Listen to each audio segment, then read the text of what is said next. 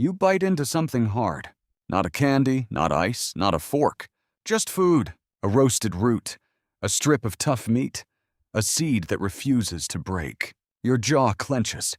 Your teeth grind. And somewhere in the back of your mouth, a tiny crack of pain flashes like lightning. Now imagine this happens 20,000 years ago. There is no toothbrush, no toothpaste, no dental floss, no dentist, no little mirror with a terrifying metal hook. So the obvious question is simple. Why did ancient humans not all lose their teeth? At first the answer seems obvious. Maybe they had perfect natural diets. Maybe their teeth were stronger. Maybe modern life ruined everything. But the real story is stranger than that. Ancient human teeth were not perfect. They wore down. They cracked. They got infected. They could become painful enough to change a life. But for many hunter-gatherer groups, cavities were far less common than they became later, especially after farming spread. That difference is the key. Your mouth is not just a mouth. It is an ecosystem. That means it is a tiny living world filled with bacteria, saliva, minerals, food particles, and chemical battles happening every minute. Some bacteria are harmless. Some help. Some create acids that dissolve tooth enamel, which is the hard outer shield of your teeth. Modern tooth decay usually begins when those acid-making bacteria get a constant supply of easy fuel: sugar, soft bread, sticky starch, sweet drinks, snacks that arrive every hour. Your ancestors had bacteria too. They had plaque too. They had bad breath too.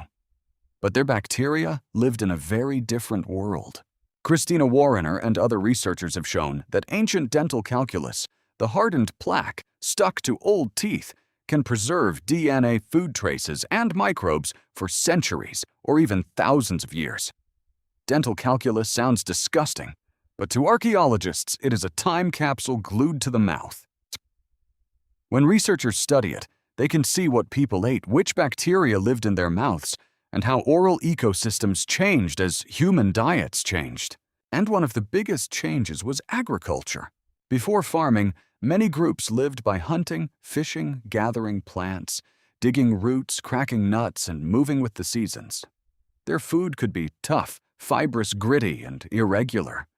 It did not arrive as soft white flour. It did not melt into sugar on the tongue. It did not coat the teeth all day. That mattered, because your teeth do not only decay from what you eat. They decay from how often your mouth is fed and how long food stays stuck there. A wild root may contain carbohydrates, but it also comes with fiber, chewing, and effort.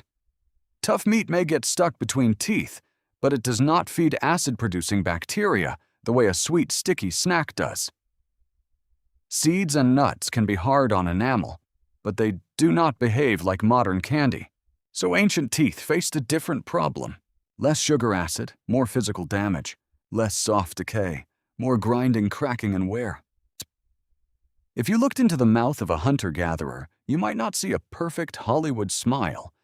You might see teeth worn flat by years of chewing tough foods.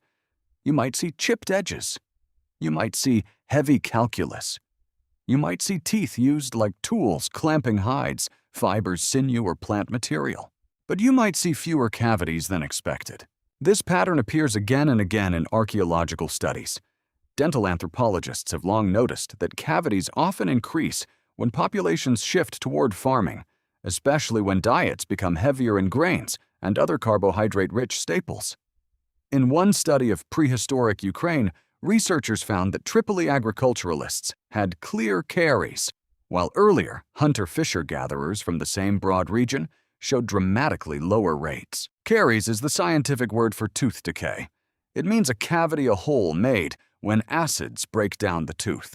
Plain English farming often gave people more calories, but it also gave mouth bacteria more fuel.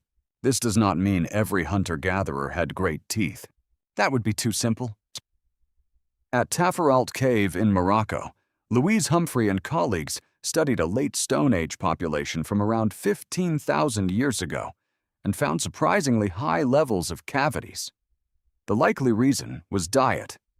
These people ate lots of wild plant foods such as acorns and pine nuts and their food behavior may have included intensive collecting, processing, and storing. So the real rule is not hunter-gatherer, good farmer, bad. The real rule is this: mouths follow food. Change the food and you change the mouth. Now reconstruct an ordinary day. You wake before sunrise, not because an alarm screams, but because the camp begins to move. Someone stirs the fire, someone coughs, a child complains. Cold air slides over your face. Breakfast is not cereal. Maybe there is leftover meat, maybe some tubers, maybe berries if the season is kind, maybe nothing until later. You chew slowly because food is not designed for comfort. It resists you. Your jaw works like a tool. Your teeth crush tear and grind.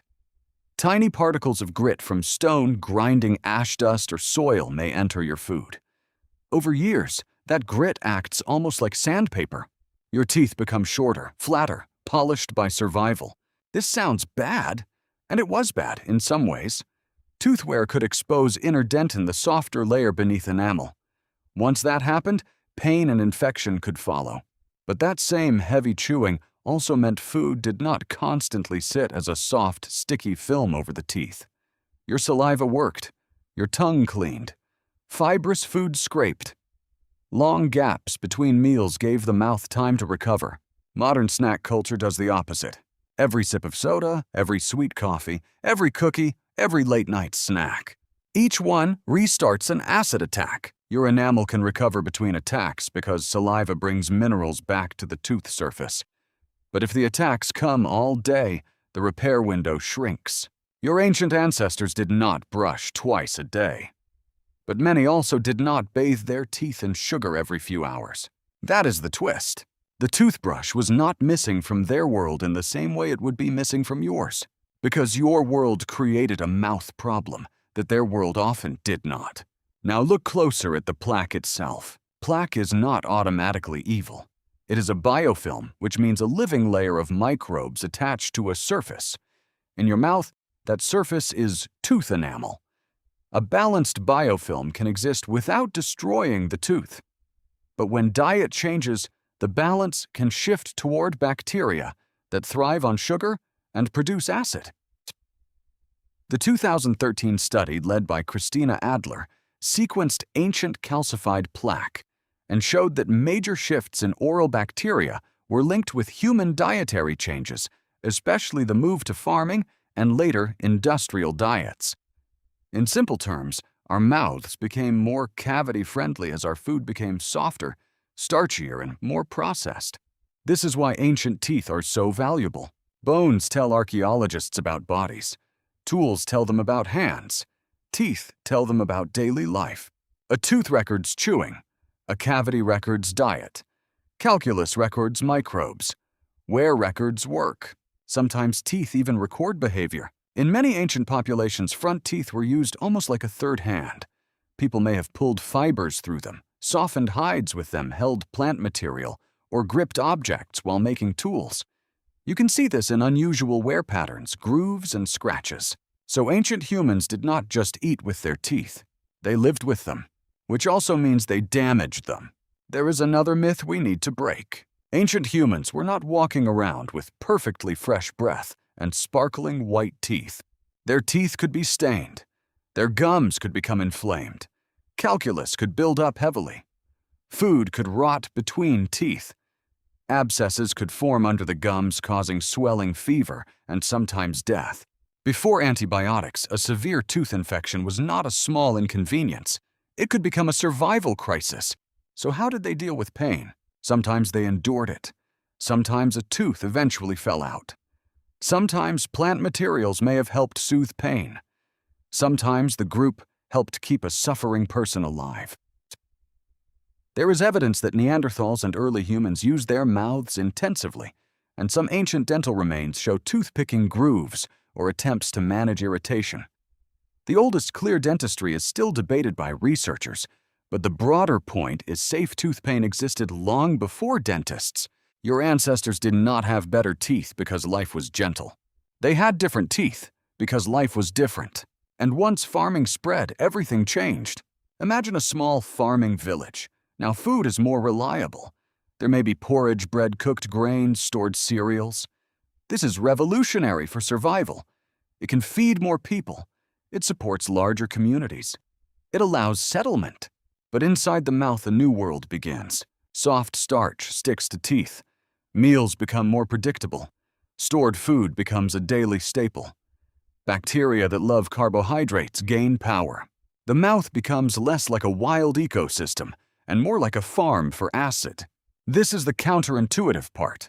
Civilization protected humans from many dangers, but it created new ones. More food, more people, more settlements, more disease, more cavities. The tooth becomes a tiny record of that trade. When you brush your teeth today, you are not just cleaning your mouth. You are managing a mismatch. Your teeth evolved in a world of tough foods, long chewing seasonal eating, and fewer refined sugars. But they now live in a world of soft bread, sweet drinks, constant snacks, and processed carbohydrates. The toothbrush is not proof that modern humans are weaker. It is proof that modern environments changed faster than biology could. Your enamel did not get a software update. Your saliva did not evolve for energy drinks. Your oral microbiome did not calmly adapt to dessert after every meal. It was pushed, and this is why the question is not really, why did ancient humans never brush their teeth? The deeper question is, why do we need to brush so much? Part of the answer is that we changed the food. Part is that we changed the rhythm of eating. Part is that we changed the bacteria. Part is that we kept ancient teeth inside a modern lifestyle. That does not mean you should stop brushing. Do not do that. Modern dentistry is one of the quiet miracles of human life. It prevents pain that once could ruin months, years, or an entire life. Toothpaste, fluoride floss, cleanings, fillings, and antibiotics have saved more suffering than we usually notice. But ancient teeth can still teach you something. They remind you that health is not just about discipline. It is about environment. If your ancestors had lived on soda candy crackers and sweet coffee, their mouths would not have looked magically perfect. And if you lived on wild plants, meat, fish, nuts, long chewing, fewer snacks, and no sugar drinks, your mouth would not behave exactly like it does now. Your teeth are not failing because they are badly designed. They are ancient tools working in a world that changed the rules. So the next time you brush your teeth at night, look in the mirror for 1 second longer. That toothbrush is modern.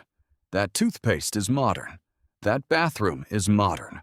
But the teeth under your hand are older than farming, older than cities, older than written language, older than every dentist who ever told someone to floss. They come from a world where food was harder, sugar was rarer, and the mouth was shaped by survival. You bite into something hard, and this time you understand. Your teeth were not made for a perfect smile. They were made to get your ancestors through another day.